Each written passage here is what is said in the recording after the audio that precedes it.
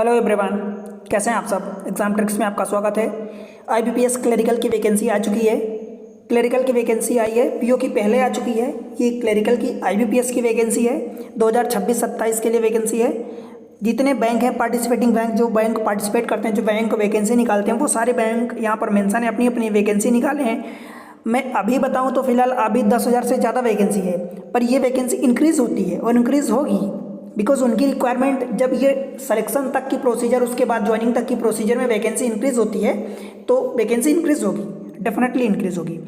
तो यहाँ पर प्रीलिम्स मेंस एग्जामिनेशन की जो डिटेल है, नोटिफिकेशन है, वो आ चुका है। आपको सबसे पहले इंपॉर्टेंट डेट बताऊँ तो आज से यानी 1 अगस्त 2025 से इसका रजिस्ट्रेशन चालू हो चुका है। आप फॉर्म भरना चालू कर सकते हैं आज से, और 21 अगस्त 2025 लास्ट डेट है। ध्यान रहे 21 दिन का टोटल टाइम मिला है। आप लास्ट डेट का बिल्कुल भी इंतजार मत करना, आप फॉर्म भरना अप्लाई करो अभी से। अगर आपको फॉर्म भरना है, आप प्लान कर चुके हो तो पेमेंट भी इसी डेट में आप पेमेंट कर सकते हो। 1 अगस्त आज से 21 अगस्त तक पेमेंट कर सकते हो, एडिट भी कर सकते हो इस बीच में, राइट। प्री एग्जामिनेशन जो ट्रेनिंग होने वाली वो सितंबर में होती है, एंड देन अक्टूबर में आपका प्रीलिम्स एग्जामिनेशन होगा। उसके बाद रिजल्ट आएगा नवंबर में, और नवंबर में ही आपका मेंस एग्जामिनेशन होगा। फिर मेंस एग्जामिनेशन नवंबर में होने के बाद आपका जो प्रोविजनल अलॉटमेंट है वो मार्च में आ जाएगा। जनरली 1 अप्रैल को आता है, बट इस बार पहले आएगा, मार्च में आ जाएगा 2026 में, ठीक है। बाकी चीज़ें मैं आपको सारी चीज़ें जो भी जैसी ज़रूरत है अकॉर्डिंगली मैं आपको बताता हूँ। देखो बैंक कौन कौन से पार्टिसिपेट कर रहे हैं, तो बैंक ऑफ बड़ौदा है, बैंक ऑफ इंडिया है, बैंक ऑफ महाराष्ट्र है, Canara Bank, Central Bank of India, Indian Bank, Indian Overseas Bank, Punjab National Bank, Punjab and Sindh Bank, UCO Bank and Union Bank of India. इतने बैंक पार्टिसिपेट कर रहे हैं। और भी बैंक बाद में जुड़ सकते हैं, उनकी अगर वैकेंसी इंक्रीज होती है तो वो बिल्कुल जुड़ेंगे। बात करूं कि पेमेंट आपको सैलरी इसमें कितनी मिलेगी, तो बेसिक सैलरी स्टार्टिंग में 24,050 रुपये रहेगी। मतलब आप समझ लो कि स्टार्टिंग सैलरी आपके कुछ अराउंड 40,000 के आसपास जाने वाली है। बाकी इंक्रीमेंट होता है तो वो सारी जो कि CSA will be eligible for allowances and perquisites as per the rule of the participating bank, ठीक है। एलिजिबिलिटी क्राइटेरिया मैं वो सारी डिटेल में बताता हूँ आपको। देखो सबसे पहले तो नेशनलिटी की आ जाती है कि सिटीजनशिप आप कहाँ के हैं, तो इंडियन सिटीजन है, subjected to Nepal, Bhutan, Tibetan refugee अथवा पर्सन ऑफ इंडियन ओरिजिन जो migrated to Pakistan, migrated from Pakistan, Burma, Sri Lanka, इन सब जगह से अब माइग्रेट होकर इंडिया में आए हैं। एज की बात करी जाए तो मिनिमम 20 साल है, मैक्सिमम 28 साल है। बाकी एज का रिलैक्सेशन भी मिलता है। Candidate must have been born not earlier than, मतलब आप 2 अगस्त 1997 के पहले आपका जन्म नहीं हुआ होना चाहिए, एंड 1 अगस्त 2005 के बाद आपका जन्म नहीं होना चाहिए। देखो ये 1 अगस्त 2005 के बाद आपका जन्म तो नहीं चलेगा, बट ये मैक्सिमम डेट अगर आपकी 1997 है, ये जनरल के लिए है। और अगर आप कैटेगरी वाइज है तो इनमें एज रिलैक्सेशन मैक्सिमम के केस में मिलता है। वो अगर आप SC/ST से आते हैं तो 5 साल का मिल जाएगा, OBC नॉन क्रिमिनल में आते हैं तो 3 साल का, पर्सन PWD में आते हैं मतलब डिसेबिलिटीज़ में आते हैं, दिव्यांगजन, तो आपको 10 साल का। बाकी एक सर्विसमैन है तो वहाँ पर भी आपको 3 साल 8 साल जैसे भी मिल जाएगा, ठीक है। आगे बात करते हैं। देखो कुछ इंपॉर्टेंट चीज़ें हैं, जैसे कि reservation for the person with disability, PWD candidate दिव्यांगजन के लिए रिजर्वेशन मिलता है। उसमें से कई कैटेगरी होती है, सभी कैटेगरी में जहाँ पर जैसी वैकेंसी होती है आपको रिजर्वेशन मिलेगा। जैसे VI category, visually impaired category में, उनमें ब्लाइंडनेस आपको पता है कि मिनिमम 40% डिसेबिलिटीज़ आपकी होनी चाहिए। HI में मिलता है, मतलब हीयरिंग इम्पेयरमेंट है। फिर आर्थोपेडिकली चैलेंज अथवा लोकोमोटर डिसेबिलिटी है, OCLD, इस टाइप से। तो सब में वैकेंसी आपको है, और अकॉर्डिंगली आप चेक करें और अप्लाई करें। रिजर्वेशन आपको मिलता है। गाइडलाइन जो होती है वो आपको पता है कि 40% मिनिमम डिसेबिलिटी है, जहाँ पर आपको पर आवर हर 60 मिनट में 20 मिनट्स आपको एक्स्ट्रा टाइम दिया जाता है। आगे बात करते हैं तो एक्स सर्विसमैन के लिए भी वैकेंसी है, वो भी अपनी एलिजिबिलिटी क्राइटेरिया चेक करके अप्लाई करें। देखो इकोनॉमिकली वीकर सेक्शन जो होते हैं उनको भी, मतलब उनकी family income minimum less than 8 lakh होनी चाहिए, मतलब लेस 8 लाख से कम होनी चाहिए।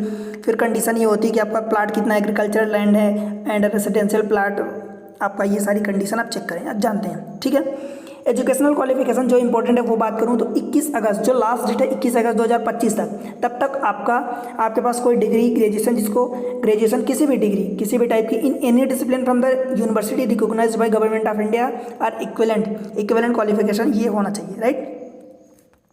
फिर देखो एप्लीकेशन फ़ी की बात करूँ, इंटीमेशन चार्ज जो आपका लगेगा, तो इसी बीच में 1 अगस्त से 21 अगस्त तक आप फॉर्म भर सकते हैं, जहां पर आपको एक 175 रुपीज़ GST इंक्लूडेड होगा। SC/ST, PWD अथवा एक्स सर्विसमैन, इन सब की कैटेगरी के लिए आपको 175 रुपीज़ लगेगा। बाकी अदर कैटेगरी जैसे कि जनरल है, AWS हैं, OBC हैं, नॉन क्रिमिनल अथवा क्रिमिनल है, यहाँ पर आपको 850 रुपीज़ देना होगा। चार्ज लगेगा और ये पेमेंट केवल ऑनलाइन होगा, इतना ध्यान रहे। फिर एग्ज़ाम होगा तो भाई प्रीलिम्स एग्जामिनेशन होगा, मेंस एग्जामिनेशन होगा। ध्यान रहे इसमें इंटरव्यू नहीं होता।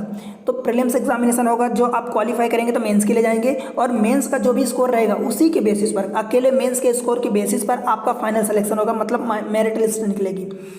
प्रीलिम्स एग्जामिनेशन का जो स्ट्रक्चर है 20-20 क्वेश्चन, 20-20 नंबर के 35 क्वेश्चन इंग्लिश के रहते हैं, 35 क्वेश्चन क्वांट के रहते हैं मतलब न्यूमेरिकल एबिलिटी। रीजनिंग के 35 क्वेश्चन रहते हैं, इनमें करस्पॉन्डिंग 30 मिनट मैक्स इतने ही नंबर के क्वेश्चन रहते हैं। 20-20 मिनट का टाइम सभी में मिलता है। आपको हर सेक्शन वाइज, तीनों सेक्शन में सेक्शन वाइज आपको कट ऑफ निकालना होगा और ओवरऑल भी निकालना होता है, राइट। नेगेटिव मार्किंग होती है, नेगेटिव मार्किंग प्रीलिम्स मेंस दोनों में होती है। 1/4 की नेगेटिव मार्किंग होती है, मतलब 1 नंबर का अगर क्वेश्चन है तो 0.25 मार्क्स आपके कट कर लिए जाएंगे इनकेस आप गलत करते हैं तो। मेंस एग्जामिनेशन की बात करूं तो उसमें 4 सेक्शन हो जाएंगे। एक तो जनरल अथवा फाइनेंशियल अवेयरनेस हो जाएगा, जहां पर 40 क्वेश्चन 50 नंबर के रहेंगे। उसके अलावा जनरल इंग्लिश रहेगी जो 40 क्वेश्चन 40 नंबर के, रीजनिंग रहेगी 40 क्वेश्चन 60 नंबर के और क्वांटिटेटिव एप्टीट्यूड रहेगा वो 35 क्वेश्चन 50 नंबर के। भाई इनमें अलग अलग टाइम है, जीए में 20 मिनट का टाइम, इंग्लिश में 35 मिनट का, रीजनिंग में 35 मिनट का और क्वांटिटेटिव एप्टीट्यूड में 30 मिनट का। टोटल 155 क्वेश्चन रहेंगे, 200 मिनट के रहेंगे, 200 नंबर के रहेंगे और 2 घंटे का 120 मिनट का टाइम रहेगा, ठीक है। 1/4 की नेगेटिव मार्किंग दोनों में होने वाली, जितना उस पर्टिकुलर क्वेश्चन के लिए नंबर अलॉटेड है उसका 1/4 अथवा 1 नंबर का है तो 0.25। फिर वर्जन ऑफ द टेस्ट अथवा मीडियम ऑफ द एग्जामिनेशन जो होगा, मतलब किस मीडियम में किस लैंग्वेज में आप टेस्ट देंगे, ऑनलाइन एग्जामिनेशन होगा दोनों। वहाँ पर ये स्टेट वाइज आपका बताया है कि हिंदी, इंग्लिश, कोंकणी, गुजराती, जिस भी स्टेट में है वो करस्पॉन्डिंग स्टेट वाइज आपका वो लैंग्वेज दी होगी।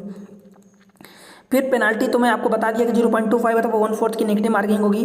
कट ऑफ जो होगा ईच टेस्ट में आपको obtain minimum score in each test of the online mains examination and also minimum total score to be consider for the further process. मतलब आपको हर सेक्शन वाइज कट ऑफ निकालना होगा और ओवरऑल भी निकालना होगा, बिकॉज सेक्शन वाइज को अगर आप जोड़ोगे तो कट ऑफ कम होता है, ओवरऑल कट ऑफ ज़्यादा जाता है, तो ये बात आपको क्लियर होनी चाहिए। Marks obtain in the online mains examination only will consider for the final merit listing. Final merit list के लिए केवल मेंस का मार्क्स काउंट किया जाएगा। लोकल लैंग्वेज प्रोफिशिएंसी टेस्ट होगा, जो candidate applying for the particular state UT के लिए अप्लाई किए हैं तो उस लैंग्वेज में आपको रीडिंग, राइटिंग, स्पीकिंग, अंडरस्टैंडिंग ये सारी चीज़ें होनी चाहिए, आनी चाहिए। और आगे बात करूँ तो प्री एग्जामिनेशन ट्रेनिंग होगी, मतलब before the actual prelims examination. तो आप वहाँ पर अगर आप schedule caste, SC, ST, OBC अथवा माइनॉरिटी, एक्स सर्विसमैन अगर ये इन कैटेगरी से या PWD कैटेगरी से हैं तो आप वहाँ पर ट्रेनिंग ले सकते हैं प्रीलिम्स एग्जामिनेशन के पहले, राइट। इंपॉर्टेंट चीज़ों देखो, ये डॉक्यूमेंट्स आपके लगेंगे। List of the documents to be produce at the time of joining अथवा डॉक्यूमेंट वेरिफिकेशन, मतलब फाइनल मेंस का रिजल्ट फिर फाइनल सिलेक्शन के बाद जब आपका रिजल्ट आता है तो वहाँ पर आपको जब डॉक्यूमेंट्स प्रोड्यूस करना होता है तो इतने सारे डॉक्यूमेंट्स लगेंगे। डेट ऑफ बर्थ का प्रूफ लगता है, valid system generated print out लगता है, फोटो आइडेंटिफिकेशन, मार्कशीट अथवा सर्टिफिकेट, जो भी आपके पास डॉक्यूमेंट्स हैं आपने अप्लाई किया है उसके अकॉर्डिंग वो सारे डॉक्यूमेंट्स आपको प्रोड्यूस करने होते हैं। अप्लाई कैसे करोगे तो देखो, केवल आप ऑनलाइन मोड में अप्लाई कर सकते हो, कोई अदर मोड नहीं है अप्लाई करने का। 1 अगस्त आज से 21 अगस्त तक अप्लाई कर सकते हो। फी चार्जेस बता चुका हूँ कि कैटेगरी वाइज आपको 175 rupees for SC, ST, PWD, ex serviceman के लिए, बाकी कैटेगरी जो बची है उनके लिए 850 रुपीज़ है। फिर बात करें तो देखो प्रोसीजर फॉर अप्लाइंग, तो केवल आप IBPS की वेबसाइट पर जाएंगे, click here to apply online for CRP, यहाँ पर अप्लाई करेंगे। आपका डॉक्यूमेंट्स क्या क्या लगेगा, देखो फोटोग्राफ लगेगा, ये अप्लाई करते टाइम जब आप फॉर्म भरेंगे, photo, signature, left time impression, hand written declaration, certificate as mention in the clause SSC मतलब 10th की आपकी मार्कशीट लगेगी। उसके अलावा candidate will have also required to capture upload their photograph through web का मतलब मोबाइल फोन ड्यूरिंग रजिस्ट्रेशन, मतलब आपको रिसेंट फोटो भी उस टाइम लाइव फोटो कैप्चर करना पड़ेगा, ठीक है। मोड ऑफ पेमेंट आप केवल ऑनलाइन पेमेंट कर सकते हो, कोई और मीन्स नहीं है पेमेंट करने का। तो इतनी सारी चीज़ें हैं, ये आप अप्लाई करो और लास्ट डेट का बिल्कुल भी इंतजार मत करना, बिकॉज लास्ट डेट के टाइम पर फिर आपको बहुत सारी प्रॉब्लम्स होती है, फॉर्म सर्वर डाउन हो जाता है कई सारी। अब ये वैकेंसी आप देख सकते हो कि वैकेंसी है, तो यहाँ पर आप देखो वैकेंसी इतनी सारी बैंक जो दिए हैं, बैंक में इन्हें करस्पॉन्डिंग वैकेंसी है। वैकेंसी VI कैटेगरी के लिए भी भाई है, HI कैटेगरी मतलब PWD की बात कर रहा हूँ, OC के लिए, ID के लिए, ESM सबके लिए वैकेंसी है। आप स्टेट वाइज जरूर देखें कि वैकेंसी कहाँ पर कितनी है और उसके अकॉर्डिंग आप अप्लाई करें। जहाँ के लिए लास्ट डेट का बिल्कुल भी इंतजार नहीं करना, बिकॉज लास्ट डेट के टाइम पर फिर बड़ी परेशानी होती है, कई बार आप फॉर्म नहीं भर पाते, तो वो बिल्कुल मत करना। अभी से आप पहले प्लान कर चुके हैं तो अभी अप्लाई करो।